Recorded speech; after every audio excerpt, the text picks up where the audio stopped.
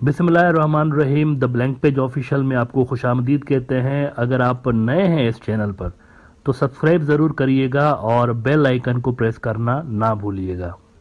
नाजरीन, इस वक्त इंडिया के अंदर सत्यपाल मलिक साहब के जो इंकशाफात हैं चौंका देने वाले, उन पर चर्चा जारी है। उन्होंने ये जो कहा कि ये जो पुलवामा का हमला हुआ था 2019 में कश्मीर के अंदर, Indian occupied Kashmir that is, वो खुद साख्ता था, इलेक्टोरल बेनिफिट्स हासिल करने के लिए खुद ही करवाया गया था।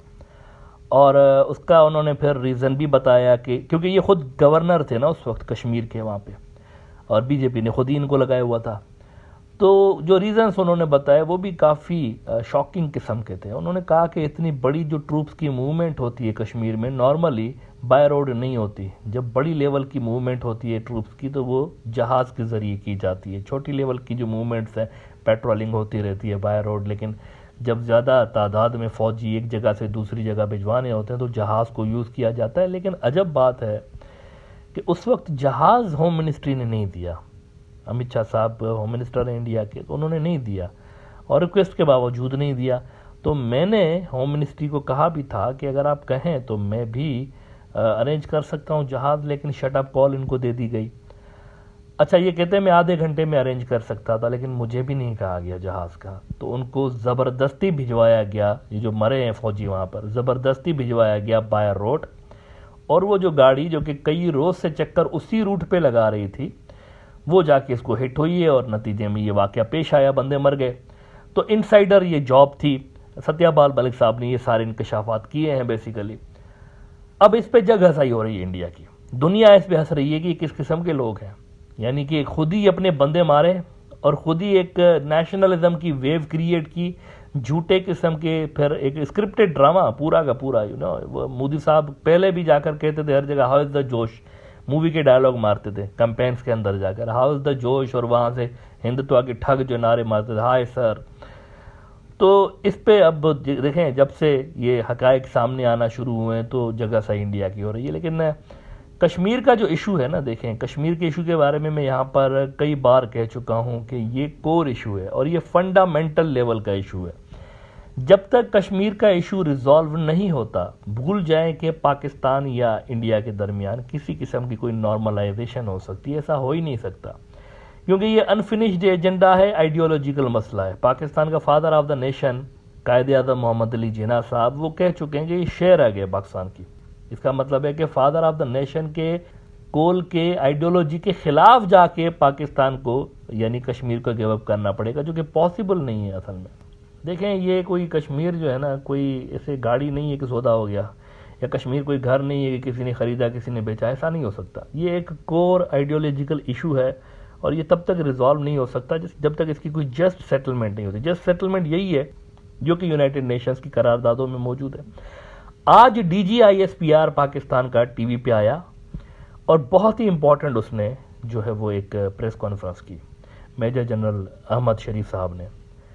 उसके अंदर उन्होंने कहा कि कश्मीर जो है ना, ये हमारे लिए, आप यूँ मत समझे कि इसको हम कभी भी गिव अप कर सकते हैं। ये दुनिया का रिकग्नाइज्ड डिस्प्यूटेड इलाका है। ये यूनाइटेड नेशंस के अंदर बहुत सारे दुनिया के मुल्कों के अंदर डिस्प्यूटेड इलाका माना जाता है और इस पे कभी भी समझौता हो ही नहीं सकता। अच्छा, पाकिस्तानी आर्मी चीफ वैसे चाइना में है इस वक्त, बहुत ही इंपॉर्टेंट दौरे पे चाइना गए हैं, मेरे ख्याल से 4 दिन का दौरा है उनका, और वहाँ पर वो चाइना के मिलिट्री के टॉप के ऑफिशियल से मिलेंगे। तो वो चाइना पाकिस्तान मिलिट्री जो कोऑपरेशन है वो ऑलरेडी जारी है वहाँ पर, वो स्ट्रेंथन हो रही है टाइम के साथ। और उसके साथ ही ये भी याद करें कि ये जो मौजूदा आर्मी चीफ है, उन्होंने पहला जो दौरा किया था वो लाइन ऑफ कंट्रोल का किया था, कश्मीर के साथ जो बॉर्डर लगता है। एक बॉर्डर तो नहीं कहना चाहिए, आर्जी सी अरेंजमेंट है दोनों मुल्कों के दरमियान, पाकिस्तान और इंडिया के दरमियान, उसको लाइन ऑफ कंट्रोल बोलते हैं। तो ये भी सिग्निफाई कर रहा है कि कश्मीर जो है पाकिस्तान की आर्मी में अभी भी कश्मीर का जो इशू है वो नंबर 1 पे है। पुलवामा का भी जिक्र किया कि अब तो इंडिया के अंदर से उनके गवर्नर, उनके फॉर्मर जो टॉप की आर्मी के ऑफिशियल्स हैं वो भी कह रहे हैं ये ड्रामा था। और उन्होंने कहा कि अगर यहाँ पर रेड लाइन क्रॉस की गई तो हम जंग को, ये इंपॉर्टेंट लाइन उन्होंने बोली है कि जंग को इंडिया के अंदर तक भी ले जाने की सलाहियत रखते हैं। ये मत समझिएगा कि बॉर्डर पर लड़ेंगे, अंदर जाके लड़ेंगे, इंडिया में अंदर जाकर लड़ेंगे। तो दिस अगेन कंफर्म्स कि कश्मीर जो है वो फंडामेंटल लेवल का मसला है। मोदी साहब ड्रामे करते रहें, कश्मीर को लोकल पॉलिटिक्स में यूज करते रहें, लेकिन as far as Pakistan is concerned یہ ایک سوورنٹی کا مسئلہ ہے اور یہ گیو اپ کبھی بھی نہیں ہو سکتا. یہ لداخ اور کشمیر جڑے ہوئے ہیں. چائنا کا جو لداخ ہے اور پاکستان کا جو کشمیر ہے جیوگرافیکلی بھی جڑے ہوئے ہیں اور یہ دونوں ایک جیسے مسئلے ہو گئے ہیں. یہ دو فرنٹس ابھی بھی میں کہہ رہا ہوں سنگل فرنٹ ہے اصل میں.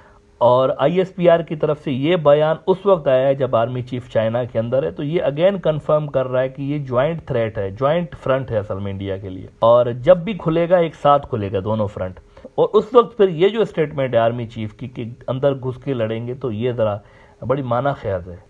اوبیسلی اگر چائنا اور پاکستان مل کے یہاں پر ایڈونچر کرتے ہیں تو پھر اندر ہی گھس کے لڑیں گے, ظاہر سی بات ہے. بارڈرز پر تو بات نہیں رہے گی انڈیا کے کنٹرول میں. بھارت کے جارحانہ عزائم اور بے بنیاد الزامات اور دعوے تاریخ کے اوراق کو نہیں بدل سکتے.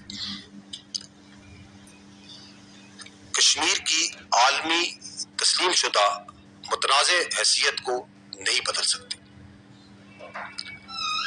کشمیر نہ کبھی بھارت کا اٹوٹ انگ رہا ہے اور نہ رہے گا. آرمی چیف نے کمان سنبھالنے کے بعد پہلا دورہ لائن آف کنٹرول کا کیا اور واضح الفاظ میں پیغام دیا کہ افواج پاکستان اس ملک کے چپے چپے کا دفاع کرنے کی صلاحیت رکھتی ہے اور اگر ضرورت پڑی تو we can take this battle into the enemy's territory. میں یہاں پر یہ کہنا بھی ضروری سمجھتا ہوں کہ اگر کسی مس کیلکولیشن یا غلط فہمی کی وجہ سے ہندوستان کوئی مہم جوئی کرنے کا سوچتا ہے, ارادہ کرتا ہے, تو عوامی حوصلے اور عوام کی سپورٹ کے ساتھ افواج پاکستان اس کو بھرپور جواب دیں گی. اس میں کوئی شک نہیں ہونا چاہیے. دوسرا پوائنٹ آپ نے آپریشنل پریپیئرڈنس کا کیا.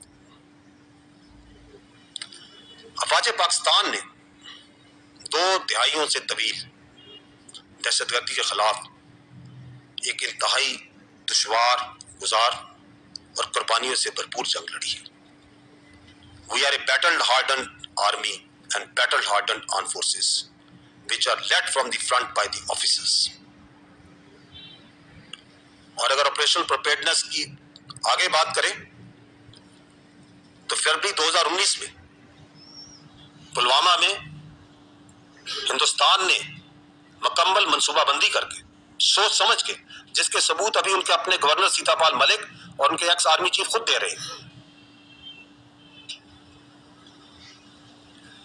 انہوں نے پوری سوچ سمجھ کے منصوبہ بندی کے ساتھ